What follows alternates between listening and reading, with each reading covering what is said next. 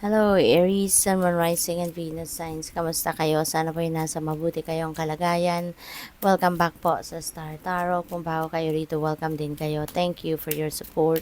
I truly appreciate it. God bless you all, Aries. Pauna mensahe po ninyo ay light. It is time to reveal your radiant light to the world. Ayan, Aries, panahon na para gamitin ninyo yung inyong sariling liwanag para makatulong sa iba na mahanap din nila yung kanilang sariling liwanag. No, it's about time na to share your talents, your skills, your gifts to the world. Okay?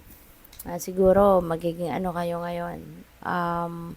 Guiding light ng maraming tao. Maaring kayo ay hinihingian ng mga tao ng tulong, um, guidance, no? Advice, maaring ganun.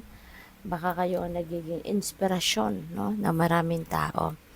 You have strength. You are being guided by the cosmos. Stay strong. A positive outcome is assured. Ayan. So, ginagabayan ka ng universe. Ginagabayan ka ng divine. Kaya, magpakatatag ka. Gamitin mo lang yung, or i-activate mo yung inner strength, no? At makakasiguro kayo, no, na there is going to be a positive outcome. Magkakaroon ng magandang resulta. Magkakaroon ng magandang outcome, output, diba? Kung ano man ang inyong mga gagawin. Okay? What else? We have Earth Guide. And your sacred calling upon this planet is to simply love and be loved. Ayan. So, using your light, tapos ito, Earth Guide. So, most likely, ang iba sa inyo talaga siguro um, nakakatulong kayo sa maraming tao in different shape or form at ano kayo, baka meron nang nakakapagsabi din sa inyo na ikaw yung kanyang earth guide, ikaw yung kanyang earth angel, no? So, what else? We have gratitude. Universal love shines through the miracles of life all around you. Okay? Magpasalamat kayo. Alright? Panawagan ito sa inyo na huwag kayong makakalimot na magpasalamat kasi yung gratitude natin, yung gratitude natin, that is parang susi yan, ng mas malaki pang pinto or mas marami pang pinto na maghahatid sa inyo ng mas marami pang blessings, ng mas marami pang biyaya, no? Um, Siguro, ang iba sa atin or iba sa inyo rito, Aries, baka marami ng biyaya, no, na natatanggap sa buhay, pero nakakalimot kayong magpasalamat, no? And yun, always be grateful, no? Always be grateful and express gratitude attitude, no?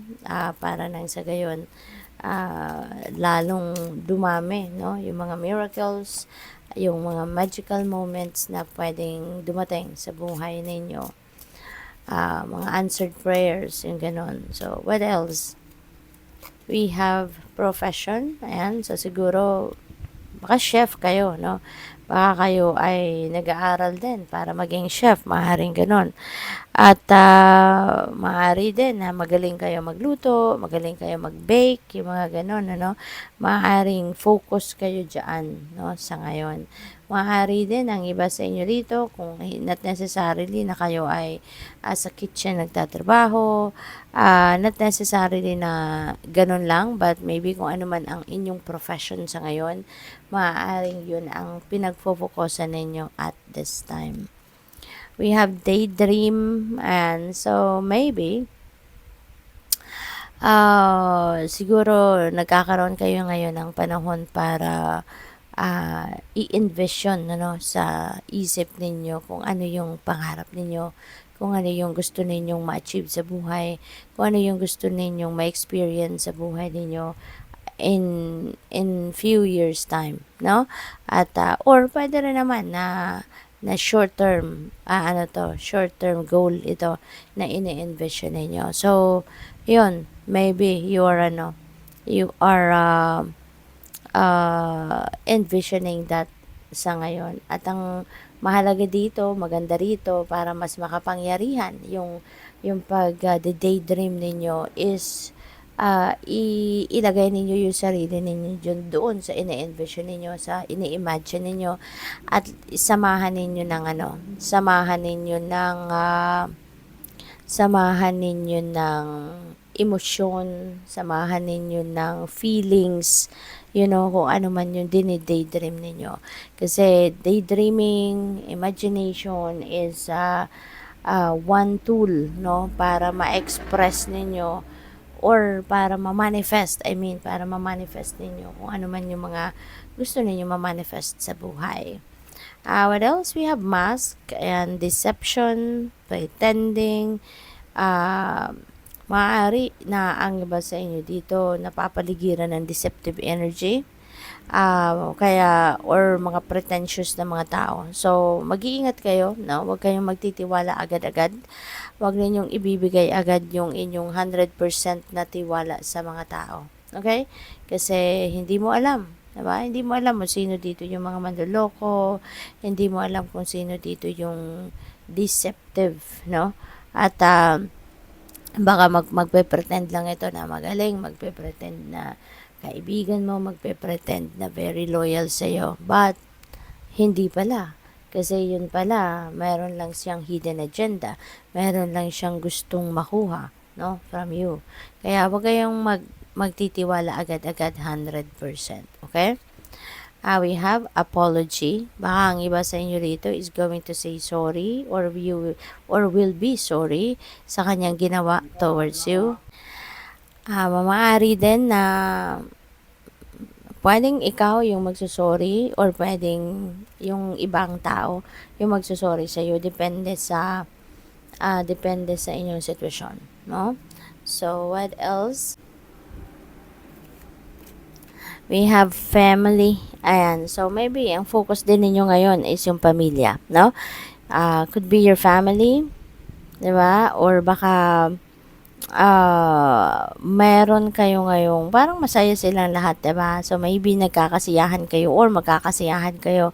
Baka may reunion or maybe nakabakasyon kayo or you have so much time ngayon to, to bond, no, with your family. Baka meron kayong baka lalabas kayo, magpipiknik, mag-outing, no, parang ganon. So family time sa ngayon. So that's really beautiful, Aries, kasi magkakaroon kayo ng time, no, to be with your family. Kasi baka ngayon naka-file kayo ng bakasyon, pwedeng ganun, or day off ninyo, something like that.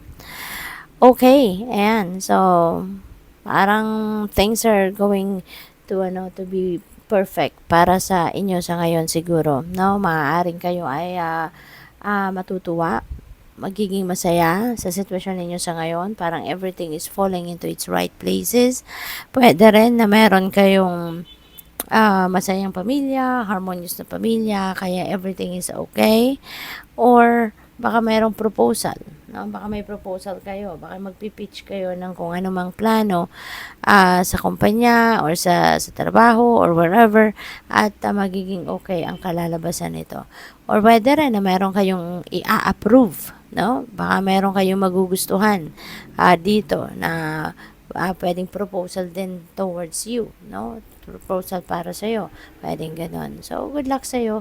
Thank you for watching. Love and light. Namaste.